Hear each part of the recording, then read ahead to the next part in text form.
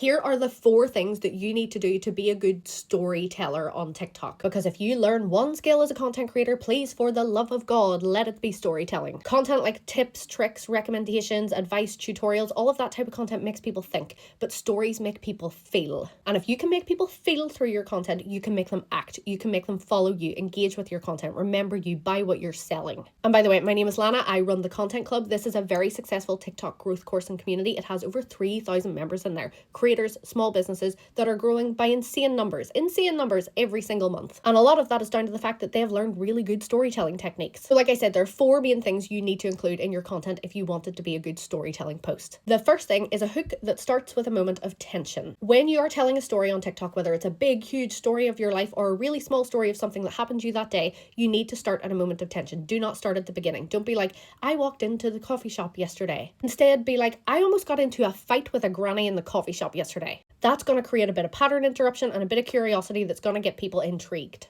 The second thing you need to do is you need to create emotion. You need to tell people how you are feeling at different parts of the story. So saying things like, my heart was beating at 100 miles an hour.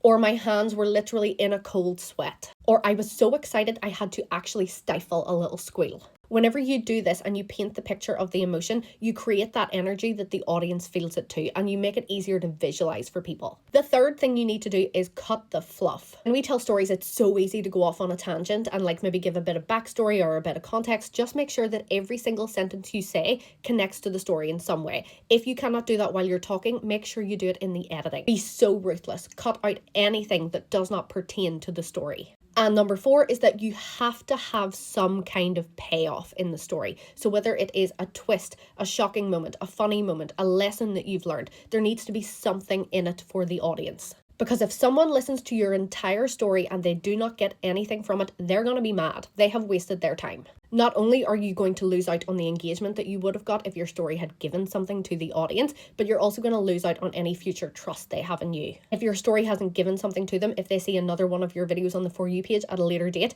they're going to scroll on because they're going to remember that. But one key thing to remember when it comes to storytelling content is that it doesn't have to be a big, huge, shocking story. Sometimes little, small, micro stories are more impactful because they're more realistic and people can see themselves reflected in those a little bit easier. So it can be a simple observation of something that happened to you during your day. It doesn't have to be the story of your life. And it's one of the best ways to frame advice videos. So say you're a small business wanting to do an advice video of one thing that you've learned that really helped you land more clients. You could do that through a storytelling lens. Talk about a story of the first time your first ever client ghosted you and then what you learned from it to then put into practice that helped you with your business in future.